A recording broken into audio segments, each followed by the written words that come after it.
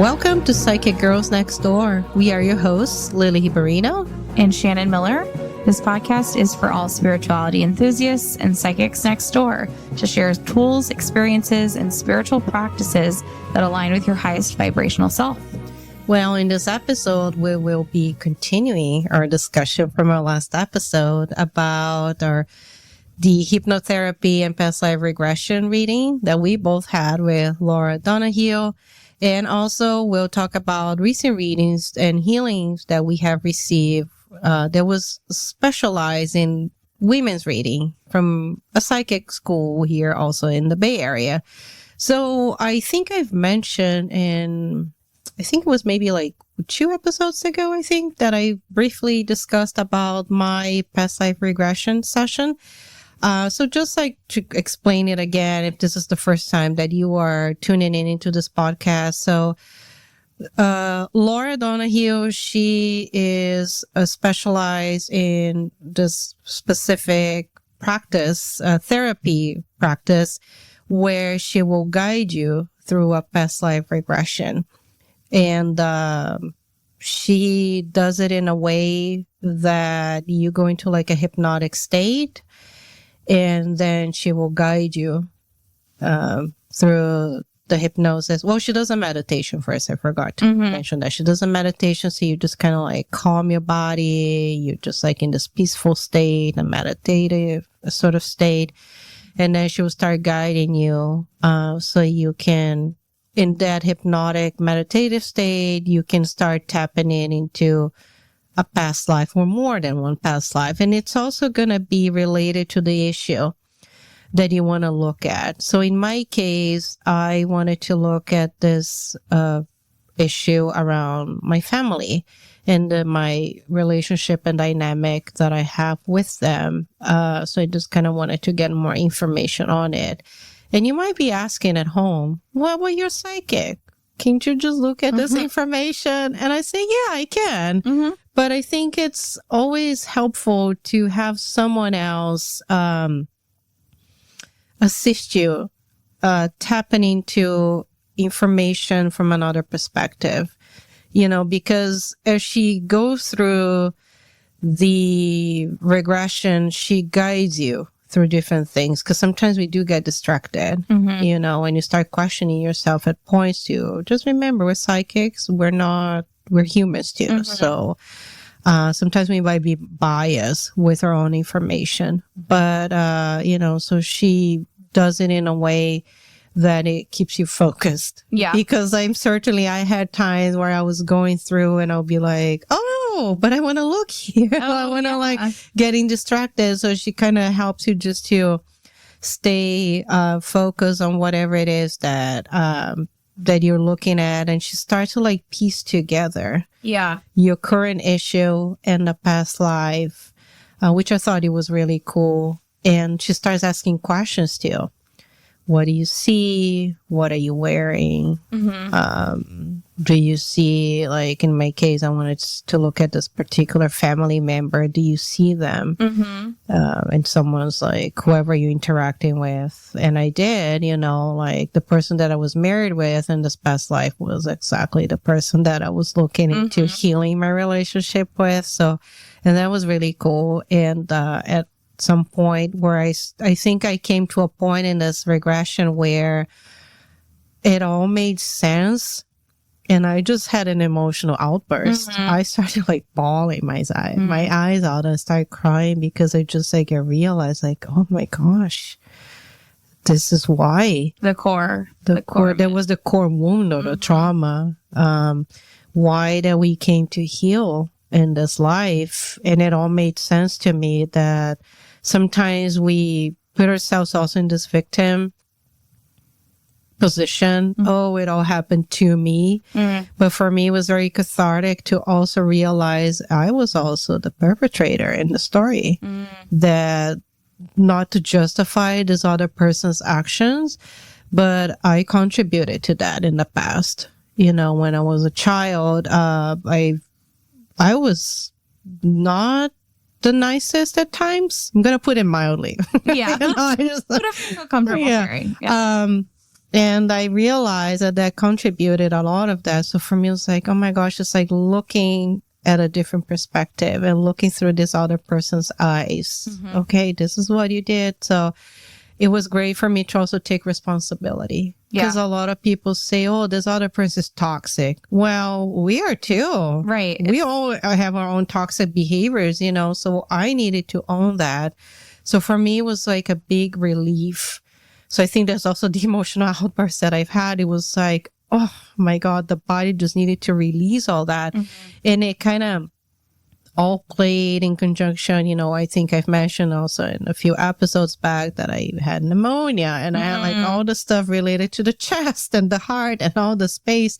So it was really cathartic just to be able to release that and just shed another layer. That's kind of how I call it, you know. But my gosh, I went way too far into this. But I want to hear about your experience because I don't think we had a chance to, like dive into yours. No, this is the perfect time. It's all meant to be. No, I think that's a beautiful experience when you realize, like, you know, you're not the victim. I think both people can either choose to be in that situation where they both feel hurt, right? From different, and you don't have to take on the role of the victim to feel hurt and have your feelings validated.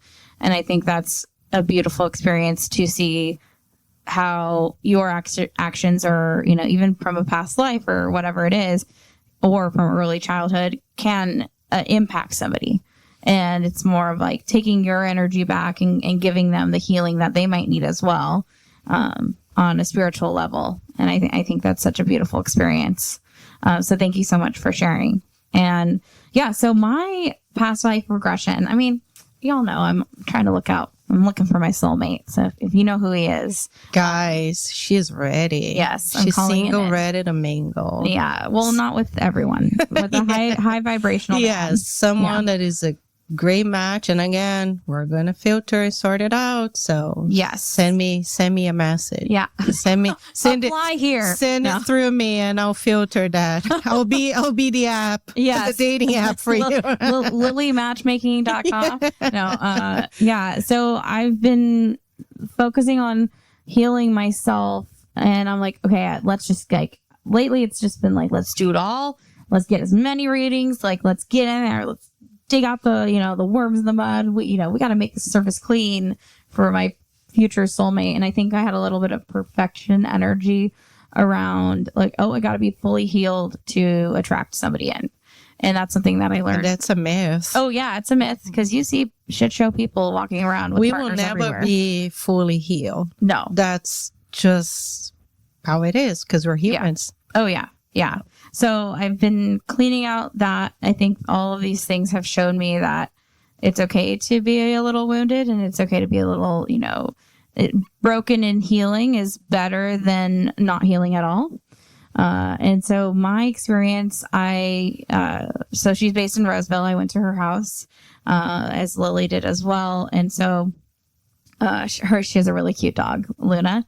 And Luna was like sitting with me the whole time, and I could tell she likes my energy, which is fun. I love being around animals in general, but like especially new animals who don't know me. And like, it's nice when I feel like this deep connection with a new animal. It's like they chose me. Yeah. Isn't it nice? Yeah. I'm like, I feel so lucky. So Luna was there as well as part of the experience. And so Laura, I lied down. She puts you in this, get as comfortable as you possibly can, and your eyes are closed. And so I was laying down, and I had kind of known what to expect just from hearing Lili's experience. And my sister has also had a few sessions with Laura as well when Laura was first getting started. And that was like over 10 years ago. And so I was like, oh, I've wanted to do this. So it came at the right time.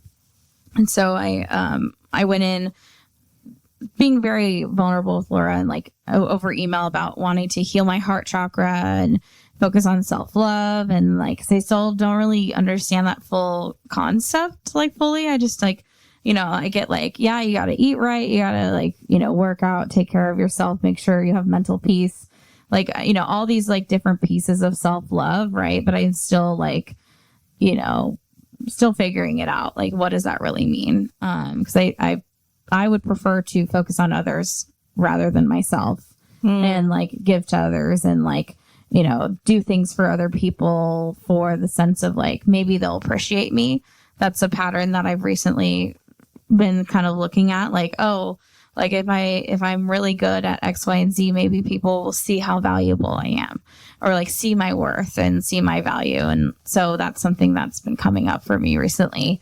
And you know, people can see your value with or without you having to do something for them.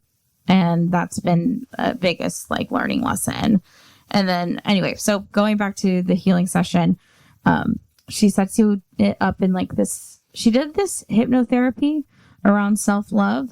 And I couldn't tell you what she said. I was like deep in the ethers of the astral plane or some level, some energetic plane of existence.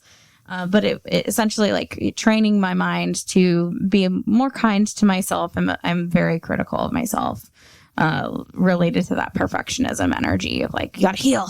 You really gotta dig in there and be perfect or whatever. So I've been, hopefully it's been working where I've been a little bit more gracious with myself and letting myself show up kind of chaotically and messy. And I mean, I have a Gemini moon. It just is what it is. I'm sometimes it's a little turbulent in my inner realm, and that's okay. I don't have to be as composed all the time as I feel like I need to. And I hope like other people can relate to what I'm saying. I feel like maybe I'm saying this because you can.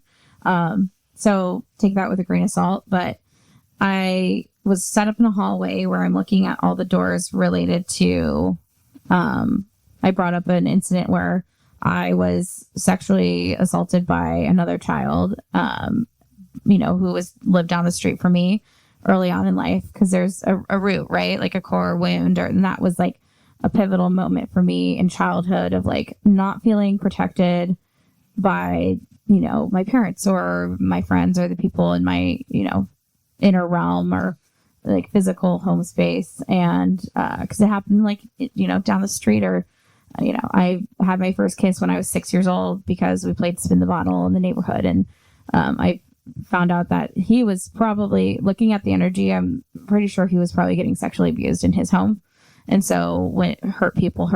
And I deeply loved this kid. He was one of my best friends growing up. And, but he was also like I would always hear my mom talking about how, oh, he was a drug baby, you know, like, and I know that's like terrible to say. And like, but, you know, I still loved him on a spiritual level and, you know, as a kid down the street.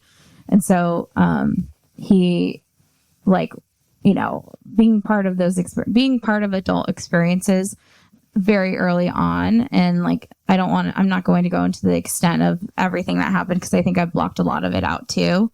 But it was, you know, a few incidences where it wasn't like full on, like where I feel like I'm deeply traumatized, but it just made me realize like there are people out there who can have this ability to hurt others or put other children in adult situations early on, even if they're another child. And so I picked up on that energy. I experienced that very early on in life. And so that's something that I wanted to look at in my session. And so being able to look at a past life related to the energetic charge of what happened to me when I was, you know, or not, I don't want to say what happened to me because that's very victim-y. The experience that I was a part of, that feels more like taking my power back.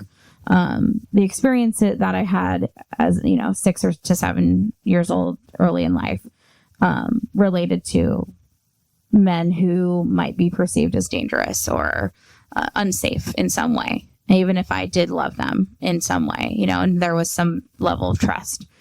So she sets me up in a hallway. I pick this door, and it looks like, and I've done readings on people where I've seen their past lives. It kind of comes up as like memories. It looks like when you're thinking of a memory from childhood, you can see everything, smell everything.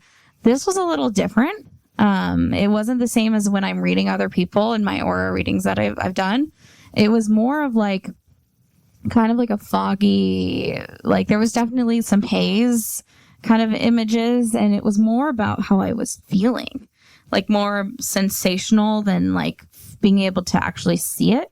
So I saw this white door, and it was at the end of the hall. First it was a brown door, then it was turned into this white heart of a door, and then like with a golden lock. And so I went in and I opened the door, and then all of a sudden I was like in like the English countryside, and it was like about 3 or 4 o'clock in the afternoon. There were butterflies everywhere. It was like the sun shining through the grass, like a really warm experience. There was like a beautiful manor in like the background. There was a picnic table. There were other children there.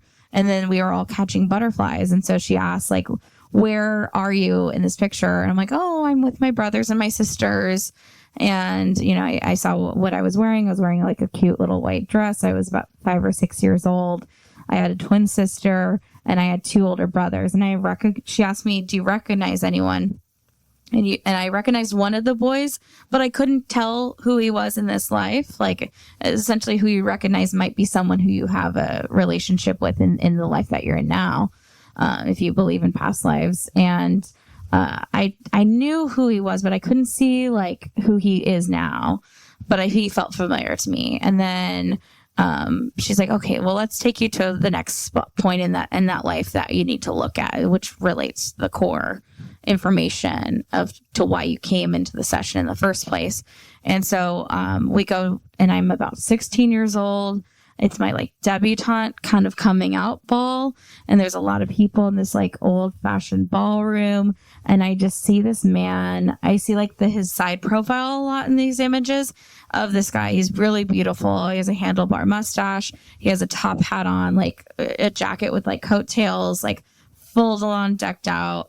And like most people are wearing like really beautiful outfits. And I just have so much anxiety when looking at this man, like fear, paralyzing fear of like just icky energy. And I know he's the culprit. He's the collective sexual assaulter in that life. And he was married to one of my friends in that life. He was my eldest brother's best friend. And I felt I got past memories of him like grabbing my arm like really aggressively and like dragging me into a closet and like, you know, fill in the blank. So that was, I had already experienced that type of sexual trauma in that life.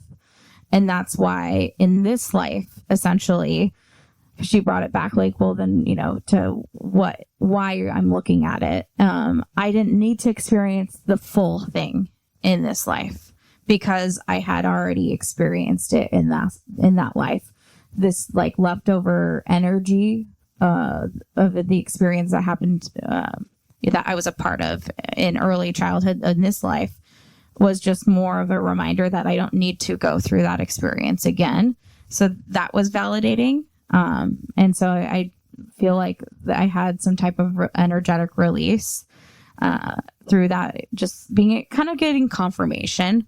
Like I don't need to experience what that full sexual assault is like in this life. And I feel very fortunate to not have gone through that. And so I had a lot of fear. Like, I'm like, oh, is that what happened to me when I was early on? Because I have a lot of blocked, repressed memories from that childhood experience. And so it was nice and validating that I didn't have that full on traumatic experience. And it kind of gave me the sense of being able to just release it and like heal on that. And that was just like a beautiful experience. But it was more, I found it surprising that a lot of these pictures that were in moments in that past life, it was more about the feeling in my body. Yeah. Well, because you go into that space as yourself. I mean, as opposed as reading other people, you know, because you look at their energy, see, and they're kind of through their eyes. But when you're in it, and it's almost like a movie. I don't know if you felt that way, right? You're kind of like in this. Yeah. I'm watching it happen. Yeah, kind of in this movie, and but you're trying to make sense out of it. And, but you don't know the script. Yeah. Oh, yeah. Yeah. You don't know who's going to show up to that movie, and you're just kind of like going with the flow.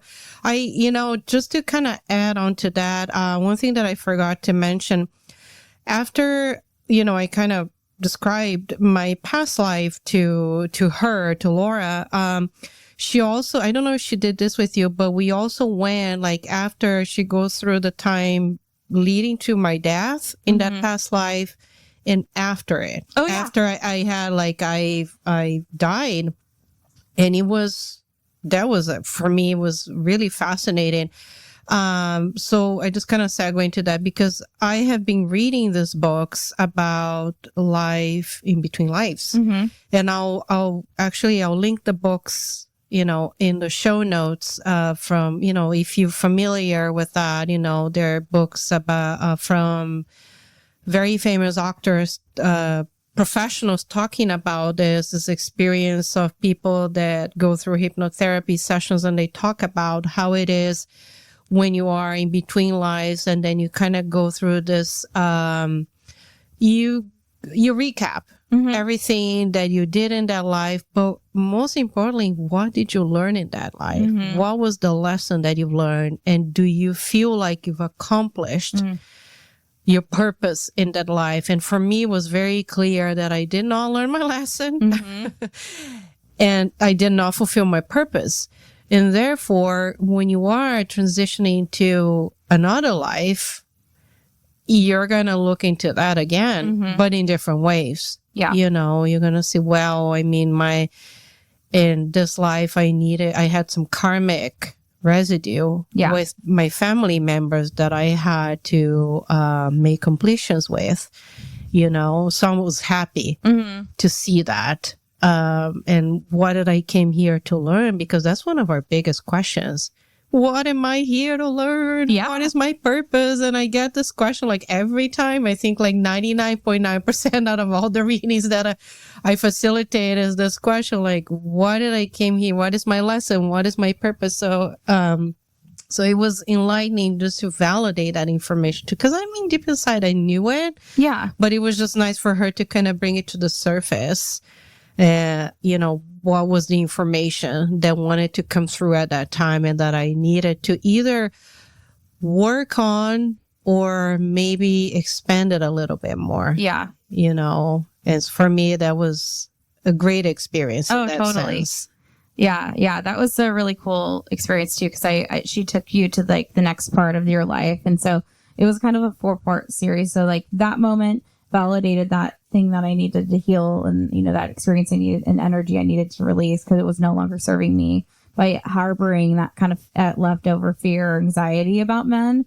And then the next place was like I was living with my son and I had been injured. And so I also married someone. I ended up marrying someone just to take me away from that dynamic and away from that person and that life.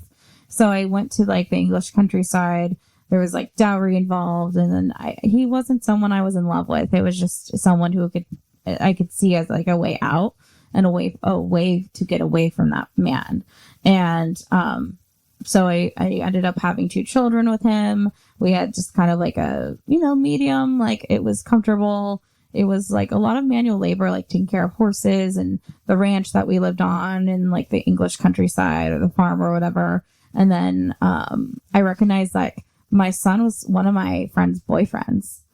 And he was kind of an asshole. He's kind of an asshole in this life too. Wow. And I'm just like, and I recognized her.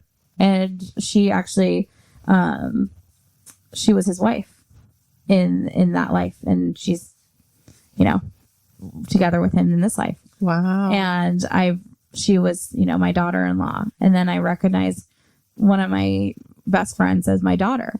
And I thought that was really cool because I didn't really recognize any. I knew they felt familiar, but I couldn't put their face to the, who they are now. And so those are 2 of my friends that I recognized in that life. And then it took me to this place of my death. And so I had been paralyzed. So the whole time was like I had felt stuck, and like the lesson that I had to go through was like, I didn't get to speak up about the sexual assault that I experienced because I was afraid and I didn't feel like people would support me or believe me or, you know, that it would be stopped. And that was something that I had to learn to. Now I'm very outspoken. I mean, we have this podcast, and that's just one of many outlets. And so being able to speak up for myself and other women who are in bad situations, or, you know, it might need someone to advocate for them. That's something that's really important to me. And that's something that I practice, in this life. So that was validating as well. And also, like, being able to, I don't have to be stuck. And it was showcasing, like, you don't have to choose. By choosing silence, you might be in a situation where you feel stuck. And so that was very eye-opening for me. Like, I don't have to be silent. I don't have to choose to be stuck. I don't have to choose a way out to escape from a situation. I can face things head on, and I can be very vocal about it. And then that they take you to after you die. This was the coolest part of the most visual part.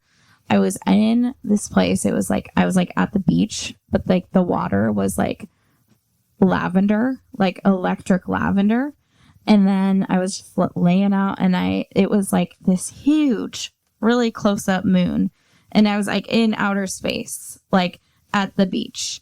And I'm like, wait, this is the coolest place ever. That sounds amazing. Yeah. And it was warm. I would love to hang out at this place. Yeah, it was cool. It was like this electric beach in the outer space. And then they take me to this like window where I got to choose my next set of parents. And I chose my parents in this life because I saw my mom and dad cackling on the beach. My mom was just cackling on the beach. And you're like, that's it. That's the lady I want to be my mom. And then my dad was also cracking up with her. And like, that's very much their relationship. And I mean, then, you know, funny enough, like they stopped traveling when they had kids, because I chose them because I was like, oh, they're going to be an opportunity for me to travel and see the world and have freedom. And I think a lot of that is true. I've had a lot of really, you know, great experiences, and it did provide me that opportunity to have freedom to, you know, figure out who I was or figure out who I am in this life, and freedom to say whatever I wanted and be whatever I wanted.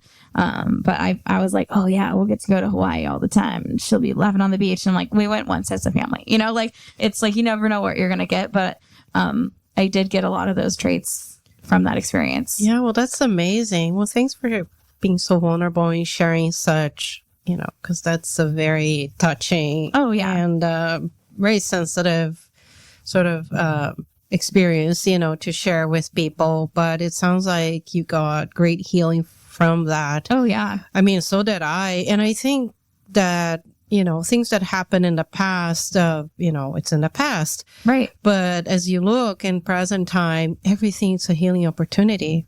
And us as healers too, we find ways to heal ourselves, because in order to be, you know, I want to say a good healer is to be able to heal yourself. Mm-hmm. And that starts with us.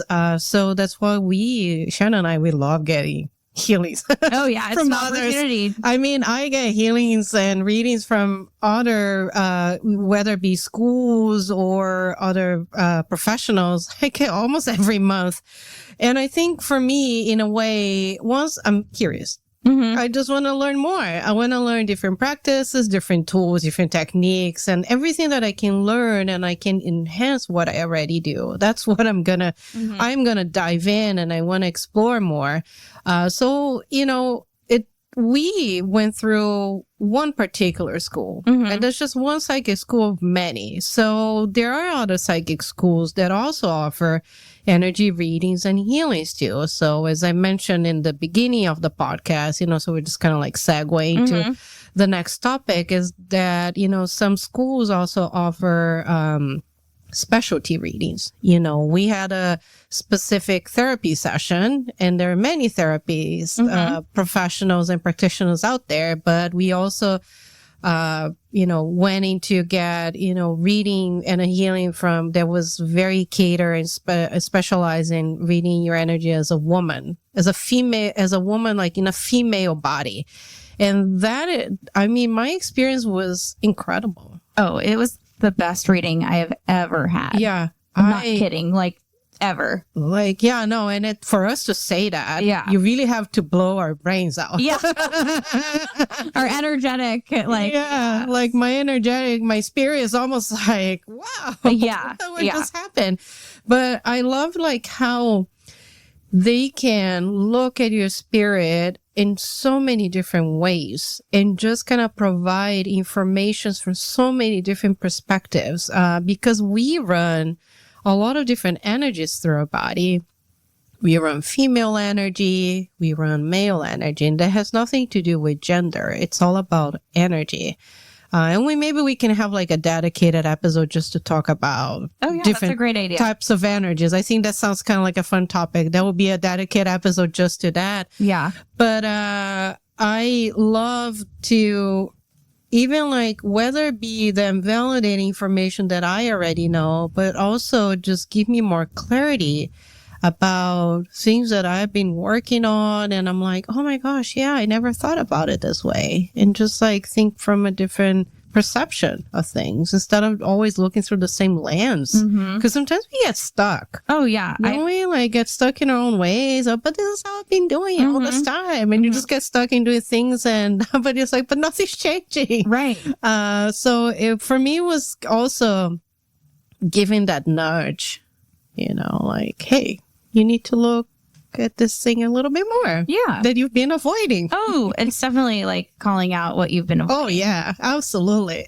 And there were times I feel, oh my gosh, I feel called out. Yeah. In many instances, but it was just incredible. And I encourage you, listener, to explore different schools, different modalities, different psychics. Just see what's out there if you are curious about that type of stuff. Did anything interesting come up from that women's reading that you received? I think there was a lot. Oh, yeah. I can't remember every single thing. I wrote it down, actually. Oh, I think I wrote on my notebook, but I didn't bring it today. Yeah. I think it was a lot of validation around like the path that I'm on.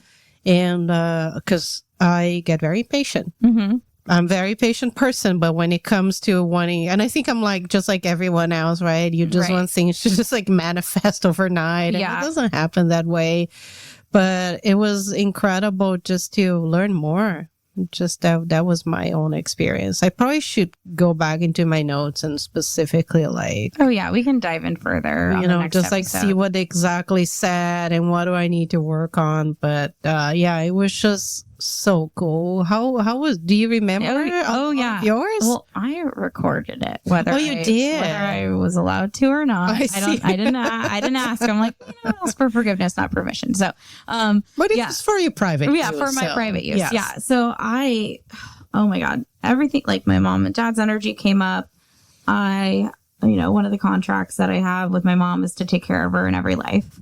So that was really good to release. That's a big responsibility. Oh, yeah. And it just explained a lot about like how I've been feeling about my childhood and then it's so interesting that, from the healing clinic or at the new Living Festival or the expo. Yeah, the expo. The fair. Yeah, that my childhood popped up because I'm like, oh, that was after the reading and after my hypnotherapy. It was like I got the reading, then hypnotherapy, then a week later went to the expo and that came up. So clearly I've been shifting and focusing on my like childhood wounds. And so a lot of like I, have been trying to heal my dad since I was 3 years old. That's what came up in my second chakra on my masculine side.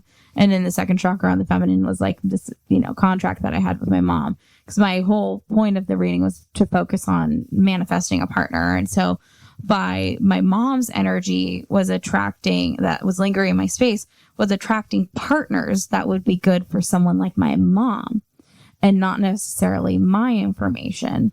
And then my dad's energy that was sitting in my space was attracting partners that matched that energy. That would be good for my mom, but not me. Wow. So you're manifesting for someone else. Exactly. Wow. Exactly. Or like something that they think I should, the type of person I should be with. But I have done a lot of energetic work on myself to get to the point of like, no, that's not serving me anymore. And that's not and it's not mine. That's not your information. Exactly. But one thing I will share is that a past life did come up. And since we are talking about past lives, in my heart chakra. So it was also related to speaking up for other women and myself. That was also coming up, like being seems like almost like a pattern. Oh yeah, exactly. Like owning the fact that I'm an outspoken woman, like, and you came as a female, exactly, in this life. Yeah. So in that past life, I was Mary Boleyn, Anne Boleyn's sister, who was with King Henry VIII before Anne got with him, and I saw how abusive he was, and I couldn't do anything about it.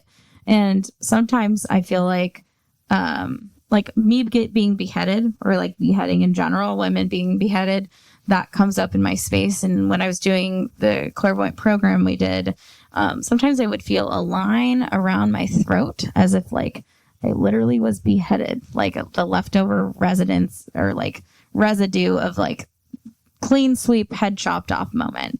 And right in my communication. And so I was able to clean a lot of that out, but that I think it was interesting that it came up again, and that I wasn't beheaded in that life, but I saw it happening, and it happened to my sister. I had a lot of guilt from it happened to, Anne in that life. And honestly, if you were to look up a photo of this woman, Mary Boleyn, my friend sent me a photo.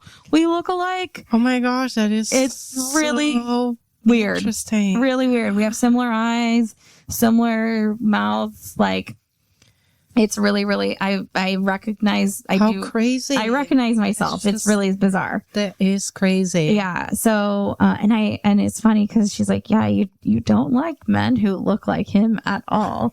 And I'm like, oh my God, that's so true. Like, I just have like a lot of like despised energy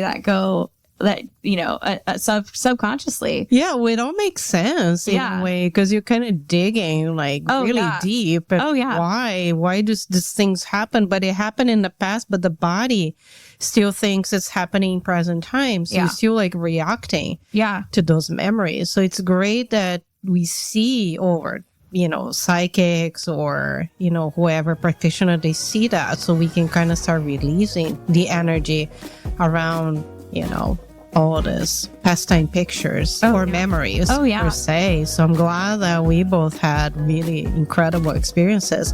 Would love to hear if you're listening to this.